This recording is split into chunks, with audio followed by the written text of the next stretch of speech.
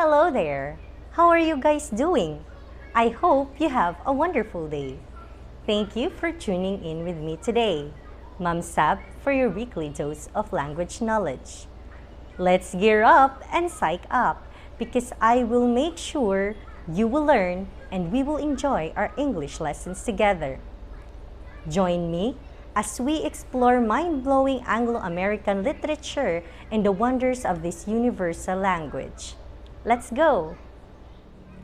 How can we say that we are connected?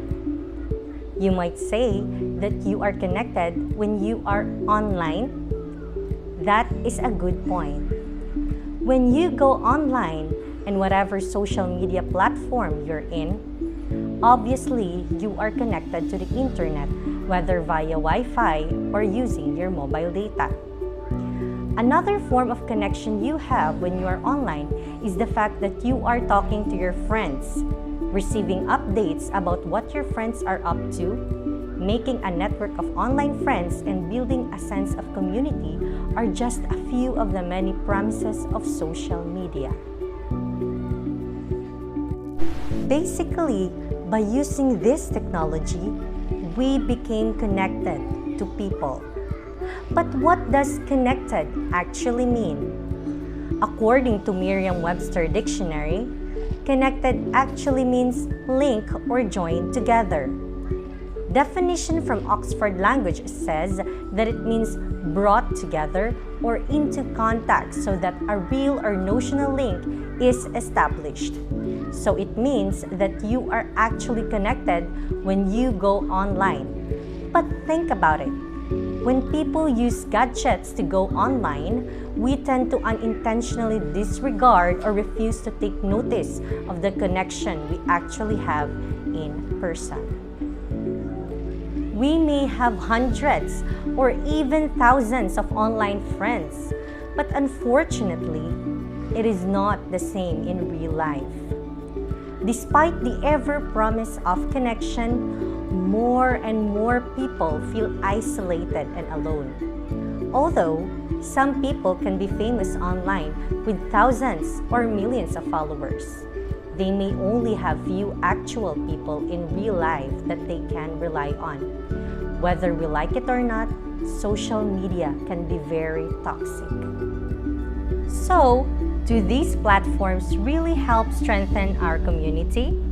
Or does social media actually hinder our ability to connect in person?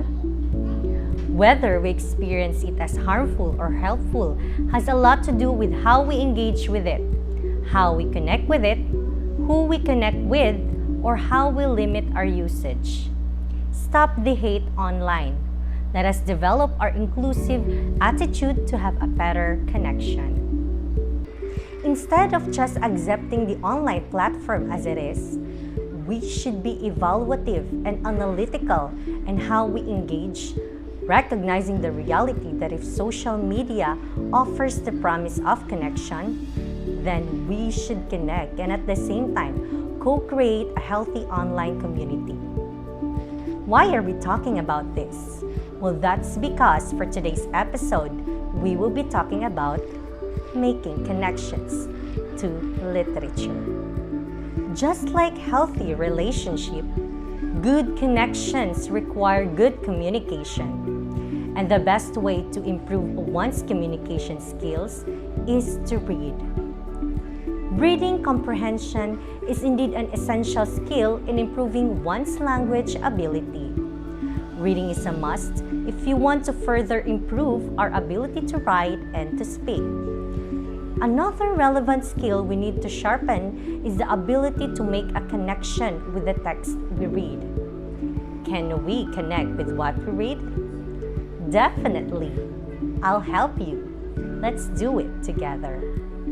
Whether it be poetry or prose, literature provides insight, knowledge, or wisdom, and emotion for the person who partakes of it entirely. The text we read actually activates what we know and uses that knowledge to unlock the message of the literary piece. We use our past experiences, emotions, and understanding while reading. These affect how we digest and what we learn and take away from what we are reading. Just like what Spanish novelist Carlos Ruiz Zafón said, books are mirrors. You only see in them what you already have inside you. Literature can be said to be the mirror of life because it reflects and comments on the aspects of things people encounter in their daily lives. Literature acts as a form of expression for each individual author. Some texts mirror anxiety that allows us to better understand the world we live in. Life is manifested in the form of literature. It is an embodiment of words based on the human tragedies, desires, and feelings. Building a connection to the text helps us comprehend it better. Comprehension is the ability to fully understand what we read. When you comprehend what we read, it is like taking a trip around the world or even outside the world. Staying as long as you like, visiting whenever or wherever you wish, and you never even have to pack a bag. Reading can be an escape that takes you outside the bounds of your existence. Reading is your ticket to whatever you choose to do and become. Reading is your future as well as your past. Think about it. Connecting to literature connects you to the world for free. No Wi-Fi needed. Now let's try to connect with the literary piece. Are you up for that? I'm sure you are. Let's talk about Crossing the Bar by Alfred Lloyd Tennyson. Alfred Tennyson was a British poet. He was the poet laureate during much of Queen Victoria's reign and remains one of the most popular British poets. A poet laureate is a poet officially appointed by a government or conferring institution, typically expected to compose poems for special events and occasions.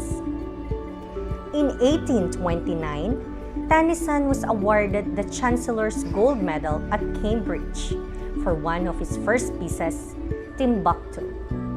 Timbuktu is about how fantasy helps the human race make progress. Before we proceed with our text, here are my big questions. What is your opinion about death? Have you ever thought about your own death? How will you die? How will I die? Is it something scary? Is it something you're afraid of? This question may sound silly, but are you ready to die? Did you feel that?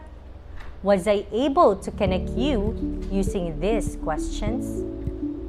Hey, before I get too morbid here, these questions are going to be like ignition switches for our minds. As we start our engines to connect the poem, I want you to keep these questions in mind as you listen. You might want to prepare your paper and pen so you can take down notes. Ready? Here we go! Sunset and evening star, and one clear call for me, and may there be no moaning of the bar when I put out to sea, but such a tide as moving seems asleep, too full for sound and foam, when that which drew from out the boundless deep turns again home. Twilight and evening bell, and after that the dark, and may there be no sadness of farewell when I embark. For though from out are born of time and place, the flood may bear me far, I hope to see my pilot face to face when I have crossed the bar. Were you able to unlock what the poem is trying to describe? Did my questions help you better understand what it is trying to tell us? Your mind created a picture of a sunset and night on a beach, right? If so, congratulations! You were able to connect with the poem on your own. See? We make connections using our past experiences, emotions, and understanding. Now here's another question. As you imagine the beach, how did you feel about it? Let me guess. It was peaceful and quiet, right? The waves are gently touching the sand. Now let us try to connect the elements we were able to develop in our mind. Death and peace. That's right! Crossing the bar is a metaphor called meditation of a gentle and peaceful death. The poem opens with a kind of announcement, the speaker hearing the clear call that it is time for them to die. The speaker took it as a call from God, telling him that his time in the world is over. Now you might be thinking what a bar is in crossing the bar. Well, that is a sandbar. Did you notice how a sandbar separates the coast from the vast ocean? The sandbar symbolizes the end of life in the wide ocean as the afterlife. The speaker thus acknowledged that dying means going somewhere very far away from the earthly realm. For though from out of born of time and place, the flood may bear me far. These lines juxtapose the words ocean and eternity, putting forward the idea that we do not see where the ocean ends as we look out into the horizon, which makes it parallel to eternity. Here, the speaker seems to be talking about returning to the source of his life. Indeed, the speaker believes that his life is part of God's plan, and so too is death, which starts his life for all eternity. And may there be no sadness of farewell when I embark. These lines tells us that the speaker asks that there will be no sadness of farewell on his behalf. The poem is thus an argument in favor of accepting death with the comforting knowledge of God's love and eternal happiness in paradise. The poem by Tennyson tells us that there is no reason to fear death. Instead, it suggests that we should take comfort in the puzzling thought that death brings with it not an end, but a new beginning. Now here's the crazy part. Crossing the Bar was written shortly before Tennyson's own death. What a way to show one's passion for literature. Now for us to measure how well you were able to connect with our text, try to answer these questions. Question number 1. What do sunset and evening stars symbolize? A. Beginning, B. Death, C. Beauty, D. Peace.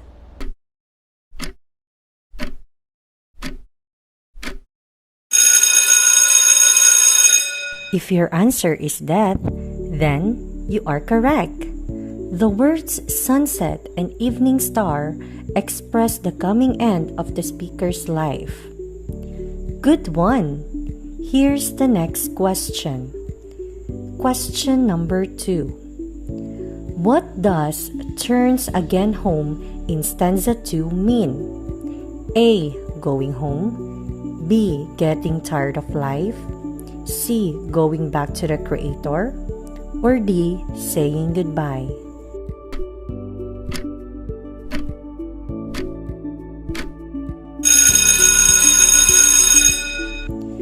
If you think the answer is C, then you got it right.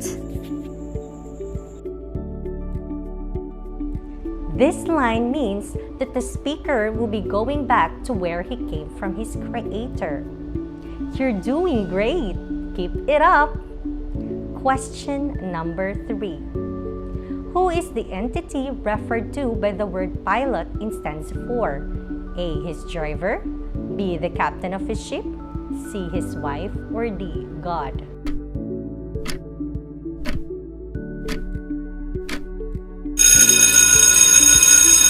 If you choose D, good job, because D is the right answer. The word pilot represents God, telling us that He is the one in charge of our journey in life. So keep in mind that you should never doubt God. Keep trusting God, and He is always in control, even when your circumstances may seem out of control. Man says, "Show me and I'll trust you." God says, "Trust me and I'll show you."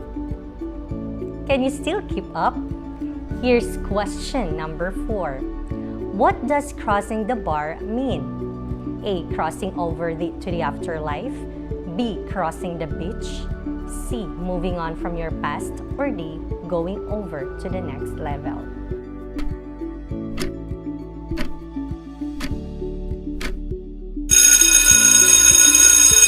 If your answer is A, then you're right.